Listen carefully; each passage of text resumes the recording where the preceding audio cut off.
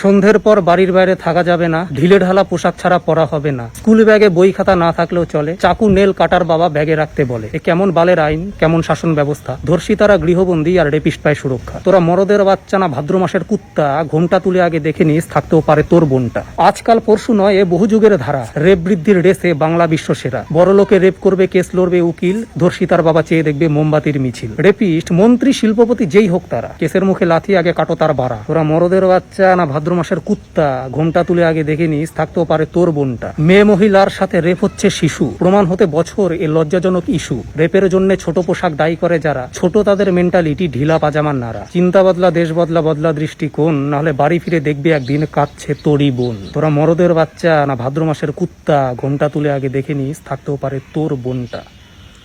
বন্ধুগণ, এই কবিতাটা আজ থেকে 3 বছর আগে একটা রেপের কাণ্ড হওয়ার পরেই লিখেছিলাম, এবং বিশ্বাস করো, প্রত্যেকবার যদি রেপ হওয়ার পরে কবিতা লিখে প্রতিবাদ করতে হয়, এই 3 বছরে মোটামুটি 100টার উপরে কবিতা লিখে ফেলতে হতো। আশা করবো এরকম কবিতা আর যাতে না লিখতে হয়। আর এই নিয়ে আরো অনেক পোস্ট, অনেক ভিডিও করা উচিত ছিল আমার, কিন্তু আমার গলা এবং ঠোঁটে ইনফেকশনের কারণে আমি বেশ কিছুদিন ভিডিও থেকে অফ রয়েছি।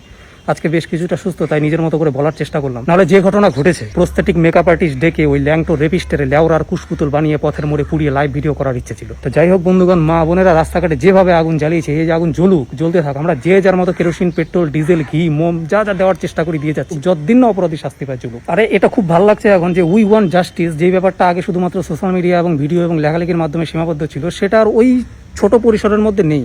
এখন সেটা প্র্যাকটিক্যালি রাস্তাঘাটের লোকের গ্রাসরুট লেভেলের বিপ্লব হয়ে দাঁড়িয়েছে, মা বোনদের বিপ্লব হয়ে দাঁড়িয়েছে, এবং এটা দরকার ছিল। আর কতদিন? আর একটা জিনিস অবাক লাগে, এই সিচুয়েশনের মধ্যেও কিছু কিছু জন এই রেপটাকে অন্যরকম অ্যাঙ্গেলে জাস্টিস দেওয়ার চেষ্টা করছে। হ্যাঁ, মেয়েটা ওখানে একা কেন ছিল, মেয়েটার হয়তো কোনো পাস্ট খারাপ ছিল, বা ছোট পোশাক হ্যান ত্যান অন্য সিগন্যাল দিয়েছে।